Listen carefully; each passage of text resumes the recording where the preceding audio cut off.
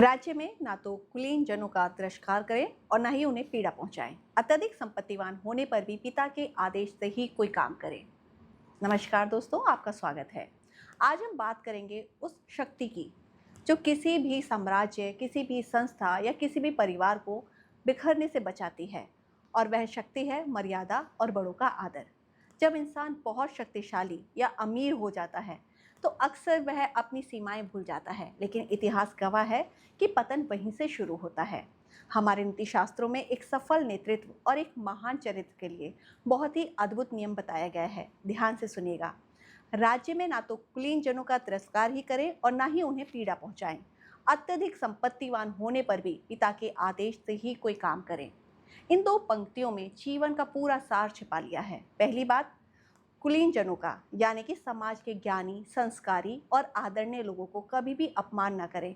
दूसरी बात, चाहे आप कितने भी धनवान या शक्तिशाली क्यों ना हो जाएं, अपने पिता के, अपने बड़ों के आदेश और मार्गदर्शन को हमेशा सर्वोपरि रखें। दोस्तों, आज के इस आधुनिक दौर में इस सीख की सबसे ज़्यादा ज़रूरत है। अक्सर जब हमारे पास थोड़ा सा पैसा, पद या प्रतिष्ठा कुछ भी आ जाए तो हम अपने बड़ों का, समाज के अनुभवी लोगों का, उन लोगों को हम पुराना समझने लगते हैं। हम सोचते हैं कि जब हमारे पास सब कुछ है तो अब हमें किसी की क्या ज़रूरत। लेकिन यह पंक्तियां हमें याद दिलाती हैं कि दौलत, आपके बैंक अकाउंट, इन सबको तो बड़ा कर सकती हैं, लेकिन आपके चरित्र को नहीं।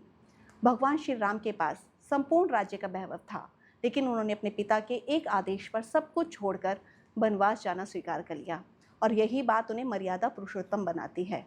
जब आप अपनी अत्यधिक संपत्ति और ताकत के बावजूद अपने पिता के आदेश का पालन करते हैं तो आप ये साबित करते हैं कि आपके संस्कार आपकी दौलत से कहीं ज़्यादा कीमती हैं। तो दोस्तों, जीवन में चाहे कितनी भी ऊंचाइयों को छू लेना, लेकिन अपनी जड़ों को, अपने बड़ों के आशीर्वाद को और समाज के बुद्धिजीवियों के सम्मान को कभी भी मत भूलना, क्योंकि जो पेड़ अपनी जड़ों का सम्मान करता है वही तूफानों में भी सीधा तन कर खड़ा रहता है। आज के एपिसोड में बस इतना ही। अगर इन विचारों से या इन विचारों ने आपके दिल को छू लिया हो तो अपने परिवार और दोस्तों के साथ इन्हें ज़रूर साझा करें। मिलते हैं अगले एपिसोड में। तब तक के लिए विनम्र रहिए, आगे बढ़ते रहिए। नमस्कार।